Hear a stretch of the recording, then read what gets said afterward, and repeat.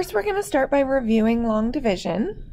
So I'm going to change the question we have and write it in our long division form.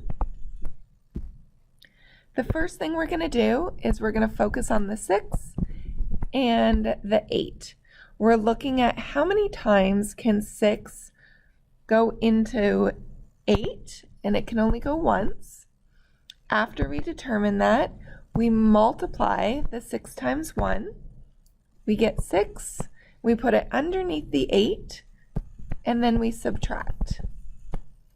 When we subtract, we get 8 minus 6, which is 2. Then we drop the 9. Then we start the process all over again, and we're looking for how many times can 6 go into 29. So we multiply by 4. That's going to give us our closest number to 29. 6 times 4 is 24, and then we're going to subtract. Then we do the process by dropping the next number, which is a 1. Then we look at how many times does 6 go into 51. And that's going to be 8 times. That'll get us as close to 51 as we can. 6 times 8 is 48. And then we subtract. We end up getting 3. We drop the 2. And then we look at how many times can 6 go into 32. That's going to be 5. And then we subtract. And it looks like we have a remainder. What we do with the remainder is we take the remainder and it becomes the numerator over the 6. And that's our answer. We're going to do the same thing but with algebra. So we start by setting up our long division. We have x minus 3, and then 6x cubed minus 25x squared plus 18x plus 9. One thing you need to check for is that there is a term for each descending exponent. Since we start with 3, we need a 2 and then a 1 afterwards. If we skip a term, so let's say that it went cubed to 1 for our exponents, so 3 to 1, we would have to put in a 0 here. So we need a place marker. We don't have that situation, so we're not going to do that. And I'll show you an example like that in class. So what we're going to do is we're going to focus on the x. So we're going to look at what we need to multiply x by to get 6x cubed.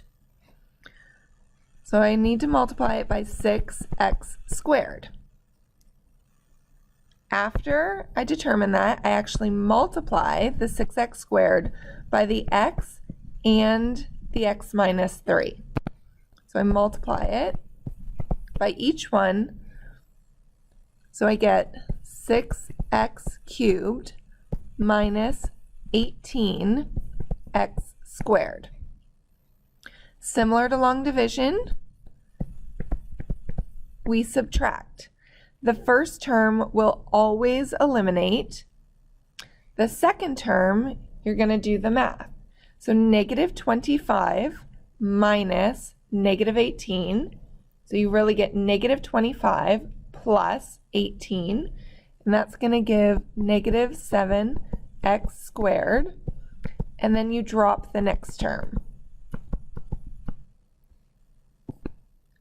Now we say x times what is going to give us negative 7x squared. So negative 7x. Then after we determine that, we multiply that by the x as well as the negative 3.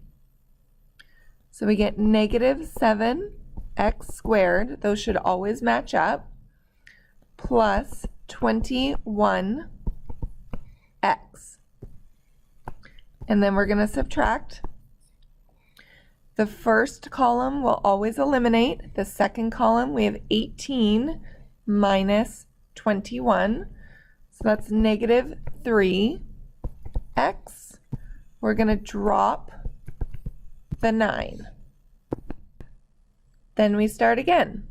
X times what goes into negative 3x. After, we actually multiply the negative 3 by both terms.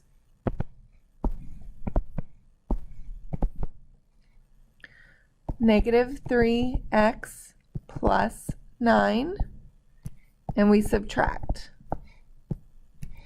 So we have no remainder. So what that means is that x minus 3 divides evenly into 6x cubed minus 25x squared plus 18x plus 9. So this is a factor because it divides evenly. And what we just determined is that x minus 3 multiplied by 6x squared minus 7x minus 3 is equal to our original question.